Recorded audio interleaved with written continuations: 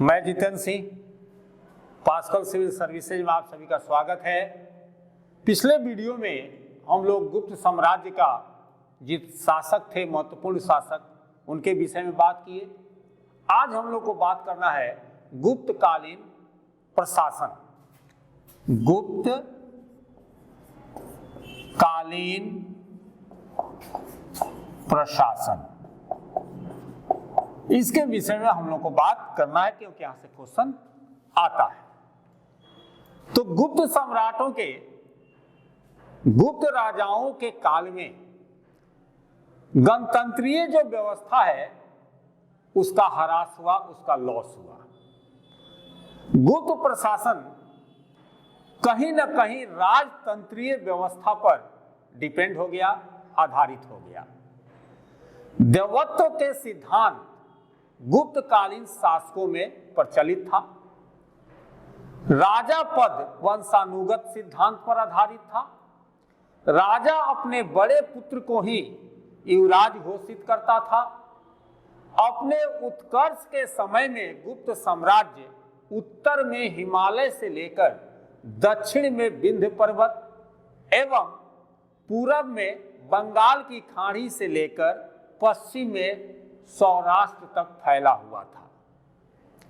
यानी कि गुप्त साम्राज्य राजतंत्रीय व्यवस्था पर आधारित था। गणतंत्रीय व्यवस्था का यहाँ ह्रास हुआ, लॉस हुआ। देवत्व का सिद्धांत इस काल में प्रचलित हो गया। राजा का पद वंशानुगत हो गया। राजा अपने बड़े पुत्र को युवराज घोषित करता था। और इस काल में यानी कि गुप्त काल जब अपने चरमोत्कर्ष पर था, उस समय गुप्त साम्राज्य का जो एरिया था वो उत्तर में हिमालय से लेकर दक्षिण में विंध्य पर्वत तक, पूरब में बंगाल की खाड़ी से लेकर पश्चिम में सौराष्ट्र तक फैला हुआ था। गुप्त जो राजा होते थे, गुप्त वंश के जो राजा होते थे, वे न्याय, सेना एवं दीवानी विभाग के प्रधान होते थे। प्रजा अपने राजा को पृथ्वी पर ईश्वर के प्रतिनिधि के रूप में मानती थी। प्रयाग प्रशस्ति में समुद्रगुप्त को, प्रयाग प्रशस्ति में समुद्रगुप्त को पृथ्वी पर शासन करने वाला ईश्वर का प्रतिनिधि कहा गया है। प्रयाग प्रशस्ति में ये ध्यान दीजिएगा कि प्रयाग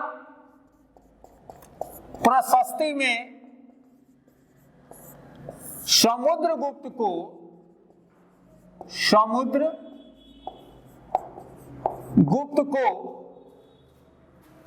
पृथ्वी पर शासन करने वाला, यानी कि पृथ्वी पर शासन करने वाला ईश्वर का प्रतिनिधि कहा गया है। साथ ही इसकी तुलना, समुद्रगुप्त की तुलना कुबेर, वरुण, इंद्र एवं यमराज से भी किया गया है। गुप्त जो राजा होते थे, परम देवता, परम भट्टारक, महाराजाधिराज, पृथ्वीपाल, परमेश्वर, सम्राट, एकाधिराज एवं चक्रवर्ती जैसे उपाधियां धारण करते थे। गुप्तकालीन रानियों को परम भट्टारिका, राजज्ञी एवं महादेवी जैसी उपाधियां दी जाती थी। राजा तो जो था, राजा प्रशासन के कुशल संचालन के लिए एक मंत्रिमंडल का गठन करता था। इसमें अमात्य, सचिव एवं मंत्री सदस्य होते थे। गुप्तकालीन अभिलेखों से देखिएगा कि कुछ मंत्रिमंडल ये सदस्यों के विषय में जानकारी मिलती है। तो इसको जो है हम लोग एक जगह करने का प्रयास करेंगे। तो जैसे आप देखेंगे कि हरिसेन यानी कि यह समुद्रगुप्त का संधि विग्रह एवं महादंड नायक हुआ करता था। उसके बाद जो है देखिएगा साव यानी कि वीरसेन चंद्रगुप्त का संधि विग्रह, शिखर स्वामी चंद्रगुप्त का मंत्री, पृथ्वी विषेण चंद्रगुप्त का मंत्री, ये सब जो है यानी कि इसके मंत्री ये सब थे। गुप्तकालीन अभिलेखों में कुछ केंद्रीय अधिकारियों का उल्लेख है। जैसे आप देखेंगे कि सर्वाध्यक्ष यह भी एक पद था। राज्य के सभी केंद्रीय विभागों का प्रमुख अधिकारी, राज्य के केंद्रीय विभागों का प्रमुख अधिकारी होता था। दूसरा जो है देखिएगा कि आते अधिकारी के रूप में प्रतिहार एवं महाप्रतिहार, प्रतिहार एवं महाप्रतिहार ये आते हैं। ये जो थे सम्राट से मिलने की इच्छा रखने वाले, राजा से कोई अगर मिलना चाहता है, इच्छा रखता है, उनको आज्ञा पत्र देना इनका मुख्य काम था। यानी कि राजा से मिलने वाले को आज्ञा पत्र देना, आज्ञा पत्र देना, ये जो था यानी कि प्रतिहार एवं महाप्रतिहार थे। फिर जो है तीसरा आते हैं, आप देखेंगे कि कुमारामात्य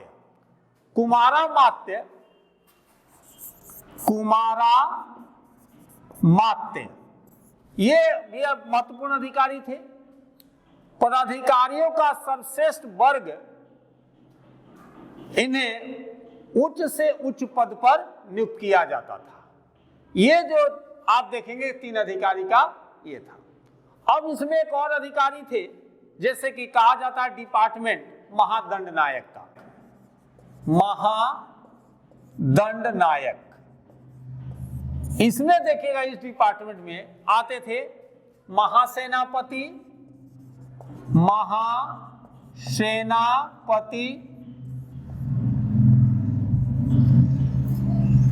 महासेनापति सेना का सर्वोच्च अधिकारी, सेना का सर्वोच्च अधिकारी ये होते थे। महापिलुपति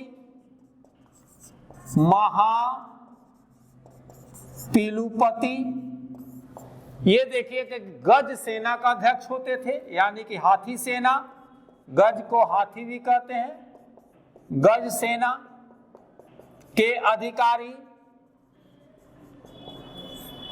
होते थे। महासंधि विग्रह, तीसरा महाअश्वपति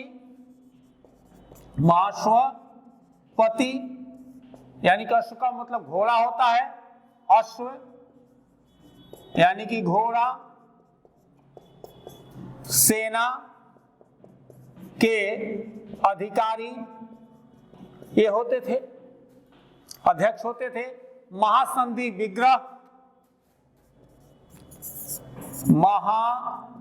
महासंधि विग्रह ये जो था यानी कि युद्ध और शांति का मंत्री था, युद्ध एवं शांति का मंत्री था।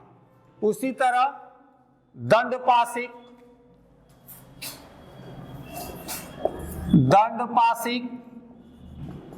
जो होता था, ये जो अधिकारी होता था वो पुलिस विभाग का मुख्य अधिकारी होता था। इस विभाग के जो साधारण जो कर्मचारी होते थे उनको चाट या भार कहा जाता था। तो दंडपाशिक जो है पुलिस विभाग का अधिकारी था, और इसके साधारण जो कर्मचारी थे उसको चाट या भार कहा जाता था। उसी तरह विनय स्थिति स्थापक, धार्मिक मामलों का प्रमुख अधिकारी, ये जो है केंद्रीय अधिकारी थे। और हम लोग अगले वीडियो में प्रांतीय अधिकारियों की चर्चा करेंगे। इतना जो बताया गया ये जो है आपको लगभग सारे क्वेश्चन को पकड़ लेगा। जो केंद्रीय प्रशासन से रहेगा उसको जो है आप लोग अच्छा से देखकर क्वेश्चन बनाने का प्रयास करें। जय हिंद, जय भारत।